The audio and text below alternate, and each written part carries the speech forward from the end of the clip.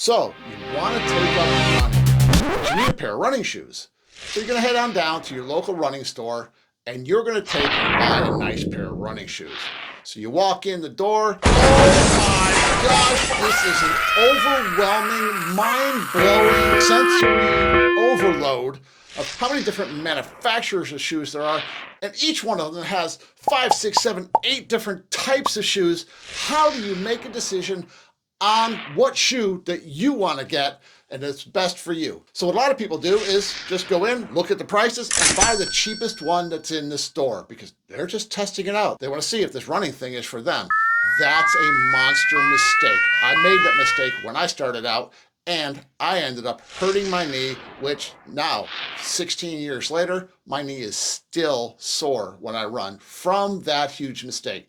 So stay right here because I'm going to bring you some great information on choosing the right running shoe.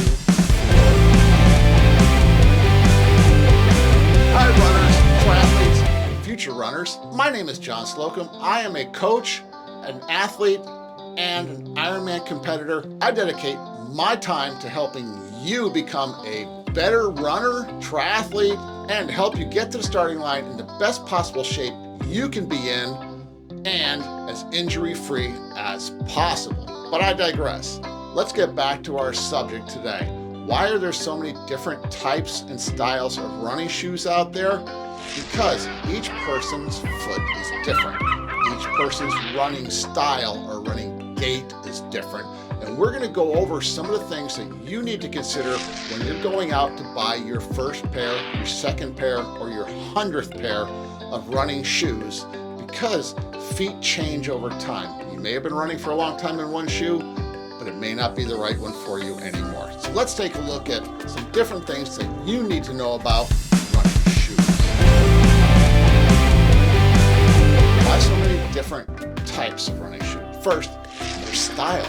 You may like a particular look over another look. There's nothing wrong with that, but make sure that that shoe is the one that you need, because what's good for one runner and their style may be absolutely horrible for you and cause injury. First is support and stability. Is that arch in the right place? Is that toe box, is that heel box right to fit your foot? Next is cushioning and a thing called drop. Higher cushioning, longer distances work great. Less cushioning, faster. Pretty much what it's been like since the beginning of time when it comes to running shoes. What terrain are you going to run in? Are you predominantly going to be running on the road, or are you predominantly going to run on the trails? That makes a big difference in your shoe selection. That brings us to our first point that you need to know about, and that is foot strike. Foot strike is what happens when your foot initially hits the ground.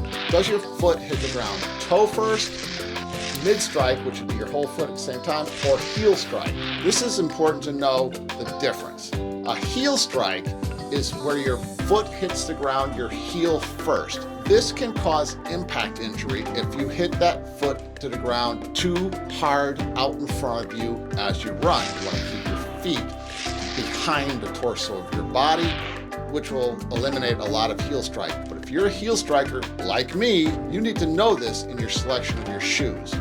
Midsole strike is really the best. And what midsole strike is where your foot comes down pretty much on the ball of your foot, which allows your arch and your knees to act as kind of like shock absorbers. This is what you'll see most elite runners do, is hit with the mid strike. Forefoot strike is what you're going to see mostly in sprinters. Usain Bolt, right on his toes when he's running down the track. Now, this will cause an issue with an endurance runner because it's putting way too much strain on your calves and may cause calf injuries over the length of time.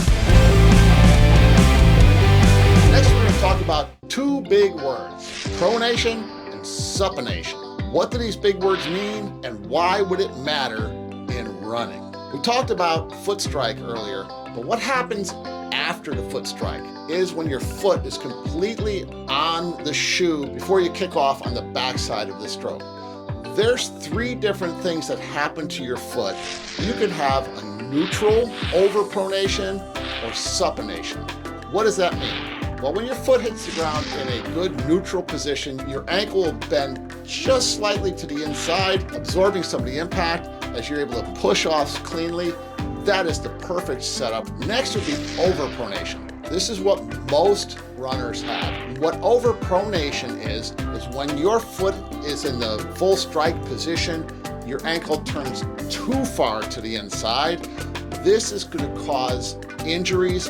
It's going to cause shin splints. And this is very common with people who have flat feet. This is where you need what are called stability shoes. Then there's supination.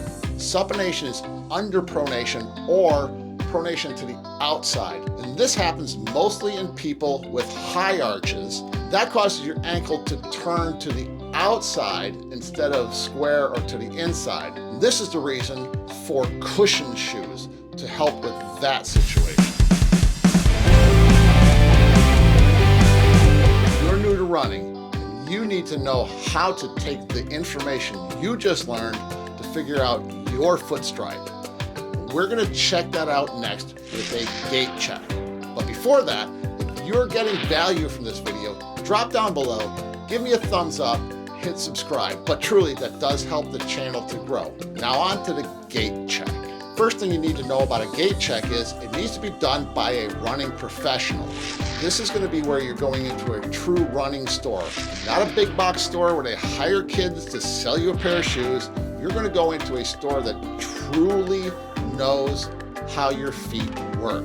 The gait check can be done on a treadmill, or in some cases, you can do that just on the ground in the running store. I prefer the treadmill style. So here's how it works.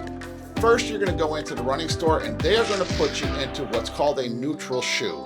And this shoe is going to show you how your foot naturally strikes the ground. They'll use a video and take a video of your foot at an exact speed on the treadmill, and then we'll slow that down and look frame by frame how your foot strikes the ground. This will show if you're forefoot, midsole, or heel striker, and it will show if you are a neutral pronation, a overpronate, or underpronate. At that point, the professional will take you to their giant, overwhelming shoe wall to show you different shoes that are available to you to adjust your foot strike, try to get you close to a neutral pronation midsole strike.